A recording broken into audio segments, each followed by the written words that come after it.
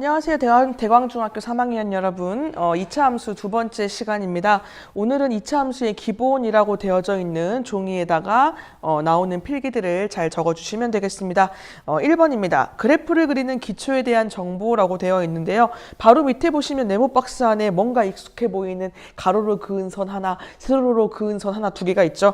이번에 여기다 무엇을 적어볼 거냐면요. 각각이 의미하고 있는 그 명칭들 한 번만 더 기억을 해보도록 할게요. 우리가 이 함수를 전부 그래프라는 것을 이용해서 이해를 할 거기 때문에 그래프를 그리는 요 밑바탕, 좌표 평면이라고 불렀던 이것을 다시 한번 기억해 보도록 하겠습니다. 가로로 그은 선, 얘 뭐라 부르죠? X축이라 부르고요. 세로로 길게 쭉 이어진 선은요, Y축이라 부릅니다. X축과 Y축은 90도로 수직하게 되고요. 그런 다음 이 두 개가 만나게 되는 이 점을, 교점을 뭐라 부르냐면 원점이라 부르고 알파벳 대문자 O를 이용해서 표기를 합니다. 자, 그러면 X축하고 Y축으로 그으면서 하나의 평면이 네 조각, 네 개의 부분으로 나누어지게 되는데 얘네들한테 이름을 붙이는데 기억이 나실까요? 그렇지, 오른쪽 위부터 시작해서 디귿자 모양으로 가죠. 여기가 제 1사분면, 이쪽은 제 2사분면, 밑에는요 제 3사분면, 마지막이 제 4사분면. 이렇게 네 개의 이름을 줍니다. 각각의 사분면들이 가지고 있는 특징 기억날까요? X좌표, Y좌표의 부호들을 가지고 묶어서 하나로 표시를 해볼 건데요. 1사분면은 뿔 기억나시죠? 2사분면은 뿔, 3사분면은 마, 4사분면은 뿔마. 이렇게 각각의 영역별로 X좌표, Y좌표들이 특징을 가지고 있다는 거 하나 더 기억을 해주시면 되겠습니다. 또 한 가지, X축하고요, Y축은요, 어느 사분면에도 속하지 않는다라는 사실. 얘네들은 경계일 뿐이에요. 어느 사분면에도 속하지 않습니다. 자, 그럼 이제 우리가 실제로 배우게 될, 이번 중학교 3학년 때 배우게 될 2차 함수의 그래프를 좀 그려볼 건데요. 가장 쉬운 2차 함수 한 개요. 2차 함수는 y는 ax 제곱 플러스 bx 플러스 c 이렇게 길게 구성이 되어 있는데 가장 단순하게 뒤에 것 다 지우고요. 반드시 있어야만 하는 x제곱항 하나만 살려두고 심지어 그것의 개수마저 1로 만들어버린 y는 x제곱이라는 그래프를 제일 먼저 그려보도록 할 거예요. 이 그래프를 그리기 위해서 우리는 무슨 작업을 좀 할 거냐면요. 그래프를 바로 그릴 수는 없어요. 그냥 보자마자 그릴 수는 없고 이거에 각각 특정한 점 몇 개를 좀 찾아봐야 돼요. 그래서 표를 한번 완성을 해보도록 하겠습니다. 바로 밑에 X, Y하고 되어져 있는 표 있죠. 표에다가 몇 개를 좀 써볼 건데요. 가운데를 0이라고 해봅시다. 0.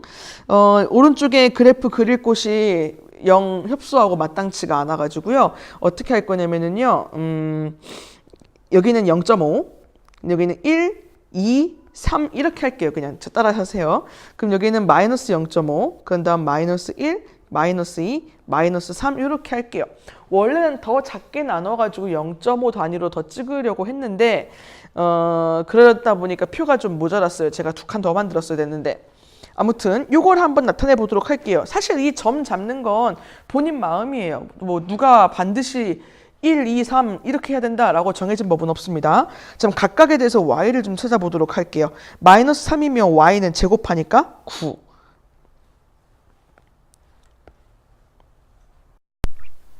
9. 2 마이너스 제곱하면은요 4. 마이너스 1 제곱하면 1. 0.5 마이너스 0.5 제곱하면 0.25가 될 거고요. 0 제곱하면 0이고요. 여기는 이제 왼쪽하고 오른쪽하고 그 절대값 똑같은 것들 보이시죠? 그럼 0.25, 여기는 1, 여기는 4, 여기는 9 이렇게 찍어 보았습니다. 총 9개의 좌표를 세팅을 해본 거거든요. 그러면 이 표에 의지해서 오른쪽에 있는 좌표 평면에다가 좀 점을 찍어 보도록 할게요. 마이너스 3일 때 9에 찍어 주시고요. 마이너스 2일 때는 4, 마이너스 1일 때는 1, 그런 다음에 0.5는 마이너스 0.5는 여기 2분의 1이죠. 얘는 0.25니까 어디에 해당할까요? 요 4분의 1 되는 지점이겠네요. 여기는 0입니다. 그다음 반대쪽은요. 느낌 보이시죠? 대칭되게 느낌 똑같이 그려주시면 되겠습니다. 이렇게 해서 총 9개의 점을 좌표 평면 위에 찍어 보았습니다. 찍고 나서 보니까 이런 느낌으로 되겠구나라는 걸 좀 파악을 하셨으면 좋겠어요.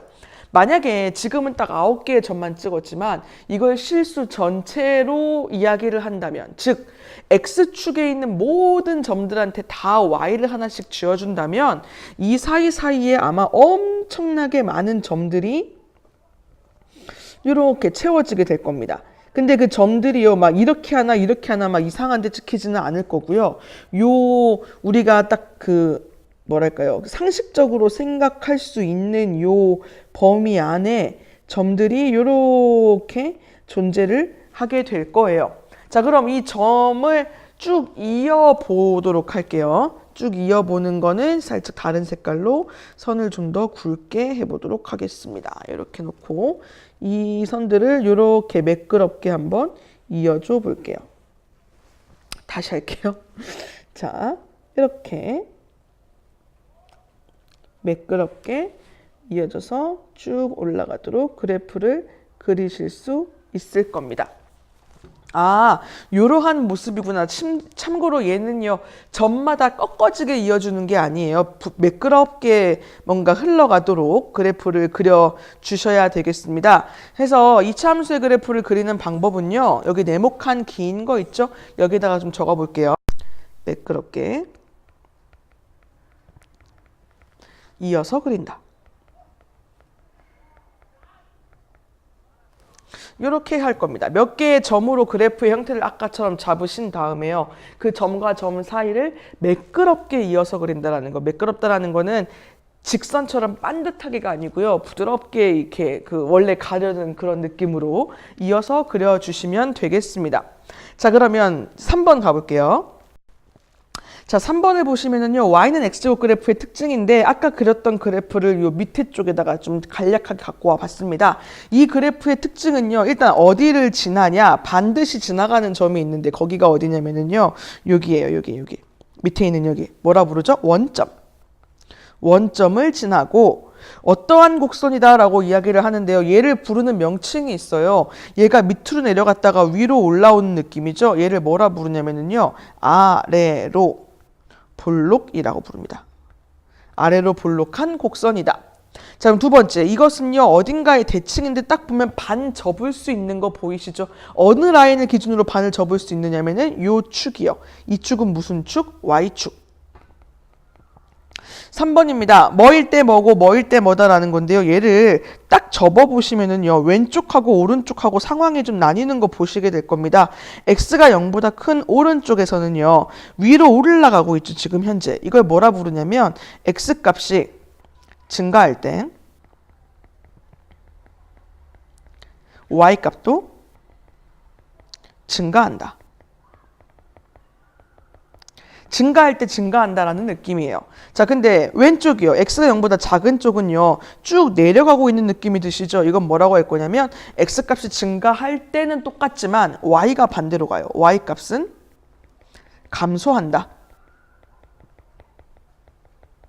이렇게 이야기가 됩니다. 그래서 y는 x제곱의 그래프의 특징, 원점을 지나고 아래로 볼록한 곡선이다. 그리고 y축의 대칭이다. x가 0보다 클 때는 x값이 증가하며 y값도 증가한다. x가 0보다 작을 때는 x값이 증가하며 y값은 감소한다라는 이러한 특징을 가지고 있습니다.